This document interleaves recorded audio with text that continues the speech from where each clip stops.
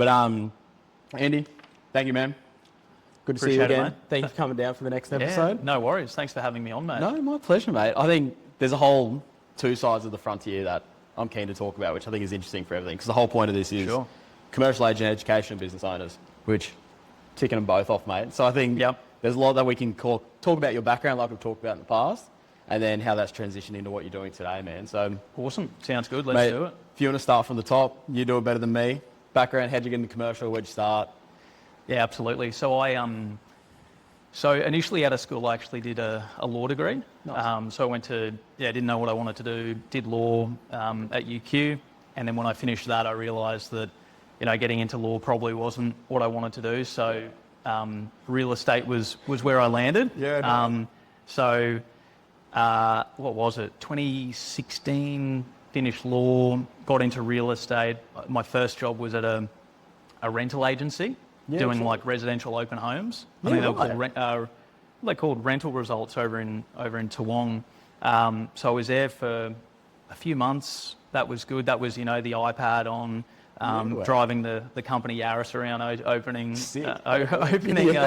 residential properties, and then I went to a company called Tessa, who were selling sort of off the plan apartment projects at the time. I was really enjoying that. That was my first proper job in real estate sales. Yeah, right. And then after that, I actually got approached by a friend who was working at JLL, which is a larger commercial property firm. It took some convincing because I was enjoying what I was doing, but he ended up positioning it as a really good long-term thing for me in my career and to learn about commercial property. Nice. So I went across to JLL. Spent 4 or 5 years there, which was great. Met some really good people, learnt a lot about the industry, got into sales. Then I went across to Burgess Rawson in 2021 with Campbell Bowers, who I was, we were working together at the time as sort of business partners. We became partners at Burgess Rawson, and they were revamping the Queensland business. They were doing sort of a national approach where they'd already had the Melbourne office, but then they bought the Sydney and Brisbane offices, and we were part of that, which was really exciting in 2021.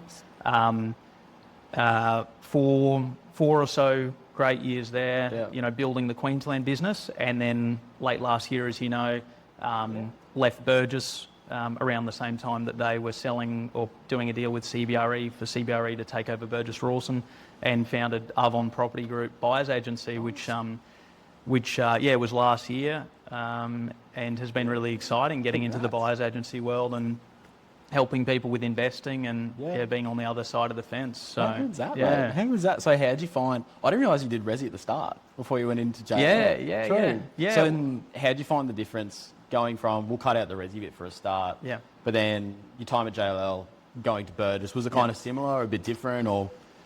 I think at JLL it was my first experience in commercial real estate. The big firm is great for that point in time because, I had a lot of friends. There's a lot of people to network with, learn different things off.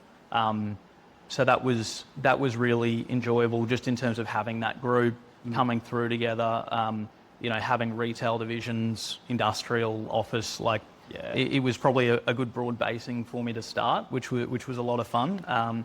And then Burgess, I would say, was more, we were thrust more into that leadership role, managing that business, growing the business, and that was more just probably plying the trade of what we'd learnt in retail investment sales and just really focusing and refining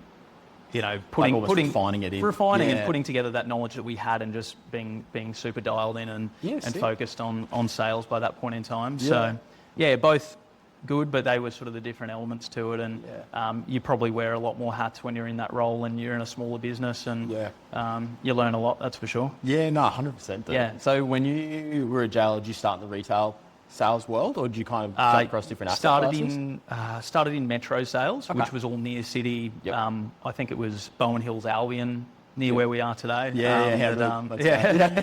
I started in the metro team, and then after a year or two moved into the retail investments team. I was still metro, but I was focusing on retail investments with Campbell, as I mentioned. Nice. So we were doing shopping centres, retail strip centres, childcare, medical, service stations. That was sort of the core focus of what he and I were doing. Yeah, nice. And was the prospecting habits early days much the same as, I guess, what you generally hear, like just cold calling outbound, or was it kind of do you guys have a different way of getting business? Or yeah, I mean, the initial prospecting was, I think the first thing I would say was building my knowledge, like product knowledge was the biggest thing. So, and actual knowledge of who owned what. So initially it was just a database that we built out. Everyone sort of religiously built out their databases in Excel, which the agencies hated when we moved to the CRMs, but it was just easy to do in Excel. We built out our list of who owned what. We got really familiar with the product, like the properties, the owners, and it was just pounding the pavement, calling through owners, email and mail outs, all the different ways that you could get in touch with people. We did, but it was a lot of calling, hitting the phones hard, mail outs, email, all that sort of stuff at the start. A lot of outbound, very, very much like an outbound focus when you're new to the industry, no one knows who you are. And so I think, focusing on having product knowledge and adding value however you can is super important. And I think that's the important part for a lot of people. I think there's a lot of argument in the agency world, corporate, boutique, independent, franchise, whatever it may be. I think that fact that it doesn't really matter the banner you hang under, people are still dealing with the person. And I think that's the big part a lot of people look past. They go, oh shit, if I go work at X, it'll walk in the door. But at the end of the day, if they don't know who you are, it doesn't really matter. Oh, definitely. I think I've probably even seen that transition happen more in the last 2 or 3 years than ever before. Like the big firm, or there's so many more people now, it seems to be moving to their own firm, moving to smaller firms. I think that more than ever, it's a person-to-person relationship. So personal brand is big, and personal brand not just being on social media, but personal brand being your reputation in the marketplace, the way people know you, the way they talk about you in terms of your integrity and your knowledge. That personal brand certainly moves around no matter where you are, and I think people are connecting with personal brands more than company brands these days. 100%. And I think trust is a big part of that. 100%. I think it's that the word personal brand and reputation can almost be interchangeable now. The way that you talk about, like a lot of people, everyone talks about reputation, but now it is personal brand just as much. And they really are. They mean the same thing. Really, at the end of the day, it's what someone says about you when you're not in the room. True. And if it continues down that path, I think that's the part where a lot of people, they go, oh, if I post a heap of social content, but if you're a bit of a dick, like people know. It doesn't matter how many followers you have. It just is what it is. For sure. 100%. 100%. And then I guess Burgess now and probably for a while have been known for their portfolio options and their specialisation in that world. Did you find when you moved from JLL to there, did that differentiator help at all or assist, or is it still like relationship based? It definitely helped. I think the relationships and the trust is always number one. But it definitely helped. I think when we were at JLL, it was probably me. You're learning your craft more, number one. So time does go by and you do generally improve. So like building our own skill set. But I think at JLL it was a little bit more adding value in different ways. So we were doing a bit more off-market stuff. We were doing, sort of fund-through deals. We were having to be a little bit more creative with the way that we would add value to clients. I think when we came to Burgess, it was a good culmination of, having someone you can trust that is going to run the campaign well, put the work in, etc., while also having a national or a platform that was just known for that product as well. So it definitely helps. I mean, the Burgess Rawson brand sort of became like a synonymous itself with auctions, leased retail property. So there were probably some owners that, they were very much thinking that they would go down that way anyway. So, but I think that definitely helped. Yeah, fair. But I think that benefit for you guys having already had that experience, we almost having to look outside, think outside the box, I should say, a little bit differently. So you're not so reliant on this. If the campaign doesn't go the way it's supposed to, you've already had the experience of how else could it be done. It was very, very helpful because we, we'd come from a background of, we had run some auctions and we were starting to put some auction events together, but 90% was expressions of interest or off-market, private treaty. So it just meant that we then had almost like more of a complete kit bag there when we went to Burgess, because we had the auctions running every 6 weeks. We had expressions of interest. We had off market. So, you know, depending on and even today, like as a buyer's agent, we're always monitoring where the cycle's up to, and the way that you buy is different depending on how hot the market is and what it's doing, because, you know, naturally there'll be more auctions happening in a strong market. Then there's a pivot to EOI, and then there's, you know, often a large amount of off-market property there, but it's got a price on it. So it's always understanding, you know, where are we in the cycle? Can we hit that price? Or, you know, so it's given a good understanding of all different ways that you can sort of sell and buy a property. 100%, dude, 100%. And I think from your early days, I guess, what are some of the biggest lessons you've learned, whether through experience, through other agents, through people you've worked with? Is there anything that stands out? The biggest lessons are, I think that the relationship and the trust is number one.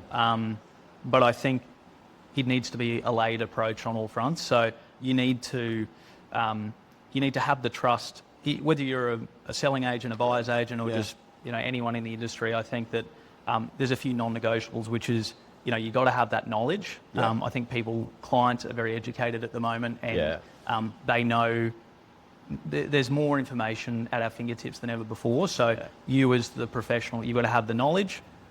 You've got to have their trust. And then you've also, I mean, they're probably the two main things. You've got to sort of know what you're doing. You've got to have the trust that they think that you can do what you can do and you can execute on that. And then I think never losing sight of adding value is always big. You know, often this industry is dynamic and changing a lot. So what worked last year or the year before may not still be the best approach. I mean, the broad principles around, you know, picking up the phone, you know, having high energy, high drive, ambition, and being prepared to sort of put yourself out there. I don't think those elements will ever change. But, you know, as markets move, like I said, we had to pivot to, you know, fund through strategies, off-market strategies, thinking of different tenants that might suit certain owners. Whereas when a market's running really hot, maybe it's more about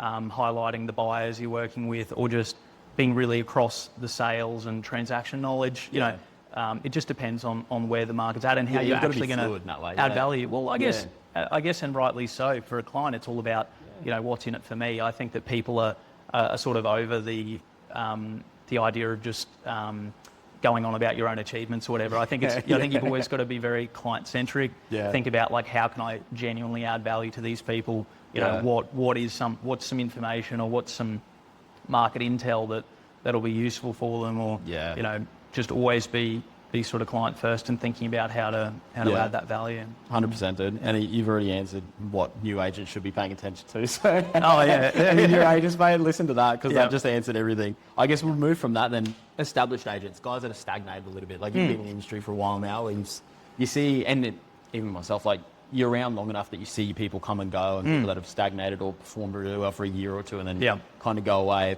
Any advice or tips you see from that?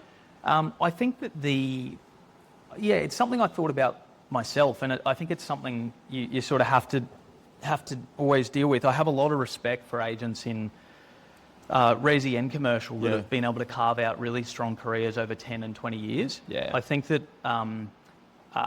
it's really when you start in an industry, motivation is typically extremely high.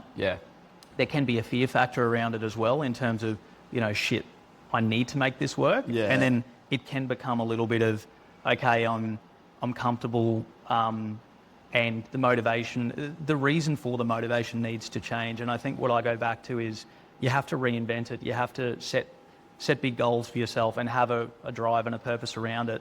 I think as well that we often, well, I can't remember who said it, but there's a quote or something along the lines of, you know, we don't rise to the level of our motivation, we fall to the level of our systems and our processes. So I think having, you know, motivation can be fleeting. It comes and goes in bursts, but I think having a purpose and a drive and a real commitment around what you're trying to do, as well as systems and process that can get you through that, because I'm sure in a 10, 20 year career. Yeah. You know, there's so many factors going on. So really impressive to those agents that can have those long careers. And I think it is genuinely, if you are one of those people that genuinely enjoy the industry and have a fun time doing it, it's incredibly hard to beat someone who genuinely enjoys what they do. Because they just put in hours, they put in time, they're dedicated to learning. They're doing it as extras, and it's not, it's not hard for them. It's not work for them to do. So it is very hard to compete that, and I guess that's what, we'll get into it, but the passion for me around investing and adding that value is one of those things that I think it makes us hard to compete with, that genuine love for it. And some agents come to mind, but some people just really just love it. Just love it. Yeah, 100%. So, I know we're both Hormozy fans. So like leading on that, they talk about seasons of life. And I think that's where you see the guys that continue over that 10, 15, 20 year. Doesn't matter the season of life they're going through, they're still present and still consistent. And I think consistency is that key word. Definitely. Like there's times everyone will go through ups and downs, but if you can kind of keep that consistent, 100%. you stick it out the whole way. Yeah, definitely. What does he say? He says something about, the real test is how good you are or how much you can persist when things are boring. Yeah. Because a lot of the times I think you master a certain craft and that's the exact point when you would have your most productive years, but it's so second nature to you that it could be boring. Yeah, so 100%. And everyone gets that little shiny object syndrome. You go, what else are we going on to? Yeah, always moving around to new opportunities and things. So 100%. And I think we'll dive into that now because the next piece I think ties in really well to it. So while you were a commercial agent, you started investing in property as well. Yeah. Which I think in the sales world, you can see people make money, spend money really fast. So I think it's something that a lot of agents or people in the sales world in general should look into and should attest to is actually investing back into it. And I think also gives you credibility when you're an agent, you kind of reap what you sow. Yeah. In the sense that we're selling people's assets and property, but ourselves are investing into these assets as well. So you can kind of talk to it from a point of knowledge and a little bit more credibility, I think. Definitely. So mate, talk to me about that. You started investing. Where'd you invest? Why'd you invest? Yeah, 100%. So I think it was, I got I think a good year or so into agency, or maybe a year or two sort of under the belt, learning how that worked and I guess getting some commissions through and all that sort of stuff. But then it was apparent to me quite early that I wanted to get into investing just as a way of almost multiplying your active income. You work really hard, whether you're in sales, buyer's agency, business, anyone just working a job. We work really hard, and I think that that idea of taking active income and multiplying it with passive income always appealed to me. So I think I just started how a lot of people do, and they've grown a lot now, through podcasts. So listened to a few property podcasts, got me interested in it. And then late 2019, I'd saved up a little bit of money, bought my first property in Ipswich, late 2019. And then, flash forward to 2026, I bought 24 properties now and an absolute, pretty obsessed with the whole investing game and just continuing to stack those properties and nice. How good? And are they resi commercial mix of? Yeah, so pretty much resi. Cool. So 23 resi, 1 commercial. Yep. And the way that I look at it is you've sort of got the, in an investment journey, the way we look at it as a company is resi and commercial are both important. Yep.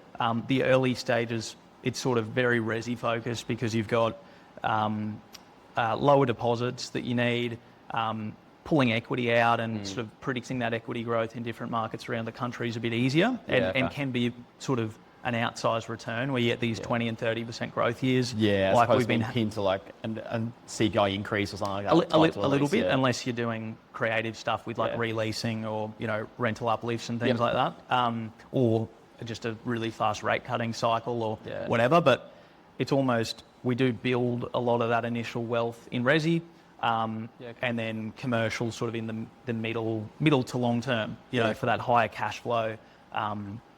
Much better net yields, all that sort of stuff. So I'm probably at that point now where I see it in the middle of the journey. Yeah, okay. There could be a refinance or a sell down and a pivot towards commercial. Yep. And then in the back end of the portfolio, very heavily commercial. So Yeah. we'll have to stay updated on that, but that'll be an evolving thing. But it's been good to initially build some equity with resi and then sort of move from there. Nice. Yeah. And like, I guess you can obviously see that passion in both sides of the coin, really. Yeah. In the resi and commercial world. Yeah. Did you always know you wanted to start a business as well? Or is that kind of a thing that kind of came to mind, or? It was always an ambition of mine, because I think it's, I saw that it would be quite an interesting, like, self-development type thing, like, and I'm finding that there's a lot of hats you need to wear. There's a lot to think about with a business. I think I really enjoyed agency. Yep. It's probably the closest thing you can have to sort of running a business without needing to run a business, with the nature of the commission and having to find your own niche and all that sort of stuff. So I really enjoyed that, but there was a time where I felt like, I'd been investing, learning a lot about commercial and resi, having that agent perspective where I felt like I could really understand how to work with agents and find the right deals. So it was a passion, it was always something I wanted to do. Yeah. But then that's when it collided with, okay, I think I know what I want to do. Yeah. I know where there'll be, product market fit and where I can add value for people. Yeah. And I think was the buyer's agency, and Yeah, nice. And I think that's where there's a point in here about trust and reputation. And I think that's where, and we've both seen the buyer's agency world kind of blow up the last few years. Yeah. And I think in my opinion, there's two sides of the coin to it. I think it's fantastic when buyers are getting good support, if they are getting good support. There's a lot of people jumping into it because it's a very low barrier to entry, like sales, but almost lower to a degree, because everyone comes around as a one-man band. Yes. And I think there's that credibility that comes from, one, being on the sales side, two, being successful on the sales side. It's not like you're going broke and you're like, let's jump over. No, not at all. Like, doing well. No, this is actually what I want to do now. Which I think it's, as a point for anyone that's looking to invest into property, someone that is doing well on the sales side and jumps across, at least you know that they know what they're talking about. They know how to define a deal and find a deal. Yeah, of course. And I think that's probably a big point where, like, I give you credibility on jumping on that side too. Like, on the small business side, it's fun as fuck. Yeah. Hard, but fun. Yeah. And then also jumping into this sort of world and giving that credibility to it. And it's been good to get to know and know, like, your thought processes in how you review deals too, which is really interesting for me. Yeah, 100%. So how have you found it so far? It's great. How old's Arvon now? Oh, 6 months. Officially? 6 months? How's the first 6 months been? 6 months. Yeah, it's been great. Yeah, awesome. We've, it's probably been more, probably better in terms of the amount of clients and things that we're able to help. So, that's been amazing that, we have had really good support from clients on the resi and commercial side. And it is exciting. Like, I see a good year on the resi world. I see a really good year of growth in the markets that we're buying in. Yeah, nice. And then commercial, I'm almost not mad about the rate pause position, because it does give us that little bit more value to play with, I think, right now. So I think there's good value in commercial, and I think some of these resi properties are going to have a bumper year, especially with all this, the fundamentals were already there around supply, listings coming through, demand, migration, the economy in these sort of markets. Then you add the first home buyers scheme and all the sort of stimulus they're putting around that. Yeah. So I think it's it should be a good year. And nice. How about the clients? You can tell me, mate, this is your private IP and only your clients find out about this. But where do you see the opportunities on the resi side and also on the commercial side? Probably commercial just as much location and asset type. Yeah. But I think that starting with commercial, with residential, we're national. Yep. We look around all markets because the markets move in cycles very distinctly in certain locations. Yep. So it's important for us to there's always somewhere to buy in Australia, but we're always finding where that is. Yeah. So with commercial, that the focus there is largely around sort of Queensland and southeast Queensland particularly. Yep. We just think that the infrastructure, the economy, the blend of yield and a great location is all pretty well in our favour in southeast Queensland with commercial. Yeah. Cool. So that's where we're buying commercially. Asset type wise, look, we do buy industrial, retail, like shopping centre retail, strip retail, LFR, large format retail, medical, childcare. They're probably our core focuses. I think that there is, I think industrial, which it's had a bump of 5 years, as we know. I think it'll continue to perform. I do think that there is more the rents are growing quickly, more industrial developments are popping up, so you do have to have a look at supply a little bit. Yeah. But I do think, broadly speaking, industrial will still be strong. But I'm also we're quite strong on non-discretionary retail as well. Yep. I think there's a lot being spoken about in terms of the housing shortage. Yep. But that population increase, there is a very limited amount of new retail space being created in terms of the things people need. Yeah. I can't remember the last time like a large, not that we're buying, your Carindale shopping centre or a large scale shopping centre, but, the construction cost and the land scarcity, it's actually very hard to produce that sort of retail anymore. Yeah. And then even looking at smaller retail, from the sort of reports we've looked at and just on the ground, it does seem like there's, with that resi need, there's also a retail need that I don't think is fully getting met. So I think that rental growth in the right pockets for retail will be quite strong, as it was last year as well. Yeah. No, agreed. And then resi, resi is, it's a little bit budget dependent. Yeah. We're give you some IP. We're looking at there's running markets that are in their cycle that are doing really well. Yeah. Think Queensland, think Adelaide, think Perth. Yeah. Those will be the standout performers this year as well, overall. Yeah. But then there's also more. There's markets in regional Queensland, but also regional Victoria, regional New South Wales, and parts of Tasmania as well, that are probably earlier in their new cycle. They may not outperform, Queensland, Adelaide, Perth this year, but they're earlier in their cycle, and it just depends on where you are. Where are your properties? Where's the diversity sitting? Yeah. What's our time frame for growth? Yeah. How quickly do we need to make equity to roll equity? All these factors come in, but we expect a big outperformance on the national average from everything we're buying this year. So we're strong on that. And then there's Darwin, of course, which was the strongest performer last year, and it's going through its cycle after sort of 10, 15 years in the doldrums as well. Yeah. So how good? So it's interesting. Yeah, mate, I bet. And mate, there's plenty to look at, especially going nationally on the resi side. Yeah. There's no shortage of data and things to review. That's right. Yeah, 100%. Nice. Well, mate, we've covered everything I've got to ask for you. So beautiful, mate. Mate, I hope you've enjoyed the start of Arvon. Congratulations, mate. I'm great to get to know you. Keen to see how it grows. Keen to see how it progresses. Appreciate it, mate. Yeah, thanks for having me on, and good to run through the story. And should be a good year ahead. Yeah, mate. Looking forward to it. Pleasure, dude. Awesome. We'll do this Appreciate again. it, mate. Cheers, bro. Thank you, man.